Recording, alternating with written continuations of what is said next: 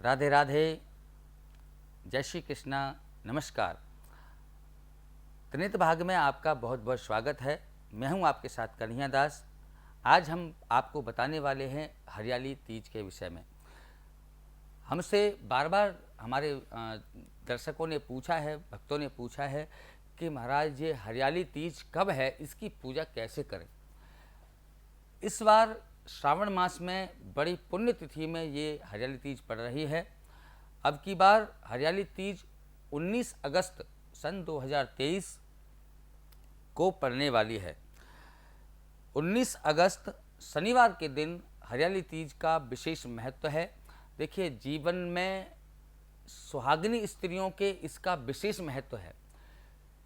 विशेष सुहागिन स्त्रियां ही इस व्रत को किया करती हैं, इसका पूजन किया करती हैं।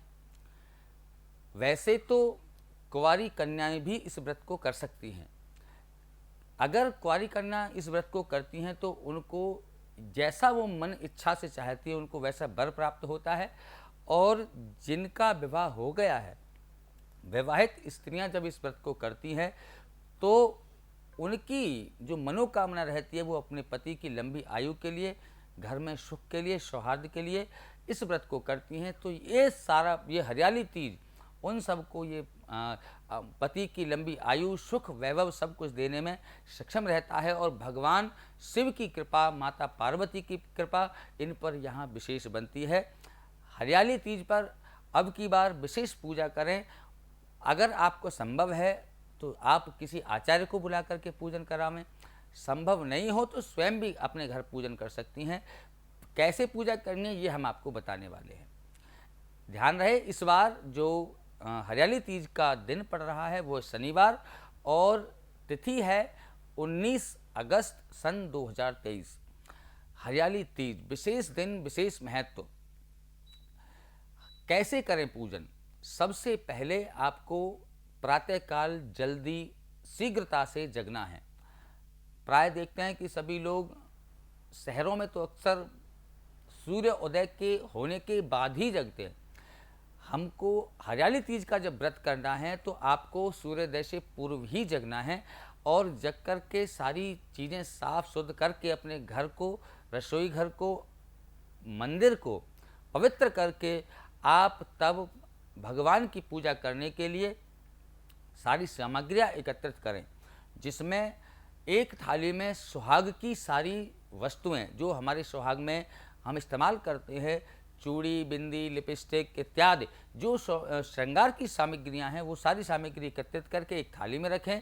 एक थाली में रोली, चांदन, जो भगवान के पूजन करने के चावल इत्यादि, ये सारी पूजन सामग्री लेकर के भक्ति और भाव से भगवान श्री गणेश की, माँ पार्वती और भगवान शंकर की प्रतिमा को मिट्टी से निर्माण करना है।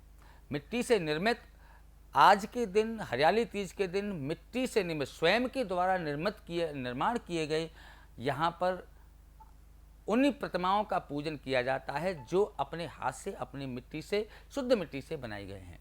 तो अपने हाथ से भगवान श्री गणेश का प्रतिमा बनावे, अपने हाथ से भगवान श्री शंकर की, माता पार्वती की प्रतिमा बना करके उनको भक्ति भाव से एक स्थान में बिठा करके, चावल छोड़ करके और उन पर जल छिड़क करके, पवित्र करके और उस पर तब रोली इत्यादि करके वस्त्र उनको धारण करा करके तब उनका पूजन और ध्यान करना है। पूजा के बाद में कपूर आरती इत्यादि, धूप देव इत्यादि दिखावें, कपूर आरती करें। मंगल आरती करने के बाद में तब इसके बाद में आप व्रत रखें। ये हरियाली तीज का व्रत भी निर्जल होकर के ही रखा जाता है।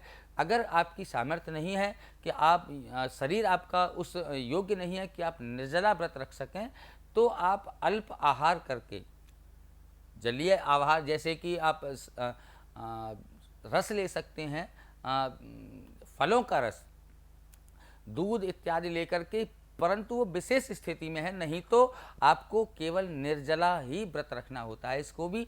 और हरियाली तीज पर जब आप इसके भक्ति भाव से पूजन करते हैं तो माँ पार्वती की कृपा आप पर बनती है और माँ पार्वती की कृपा से आपका सौभाग्य, आपका श्रृंगार सदैव बना रहता है, आपका सौभाग्य सदैव अमर रहता है। जब तक आप रहेंगे आपका सुहाग अमर रहेगा।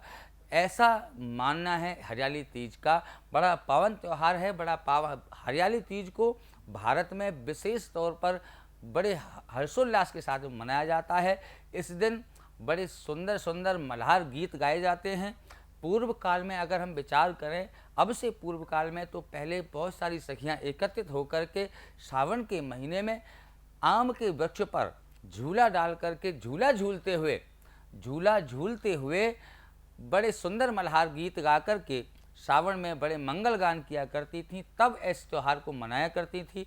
लेकिन आज वो समय तो नहीं है, परंतु फिर भी हमारे जो माताएं हैं, बहनाएं हैं, उन्होंने बड़े सौभाग्य से सुहाग को अमर रखने के लिए सुहाग, देखिए जो माताएं हरियाली तीज का व्रत करती हैं उनका सुहाग निश्चित अमर रहता है। अमर से हमारा तात्पर्य है कि उनका सुहाग अखंड है, जब तक वो रहेंगी उनका सुहाग उनका बना ही रहेगा, श्रृंगार बना ही रहेगा। इसीलिए भक्ति और भाव से भगवान का पूजन करना है। अगर आप ऐसे पूजन करेंगे तो निश्चित ही आपको लाभ मिलेगा। जय श्री कृष्णा, जय श्री राधे।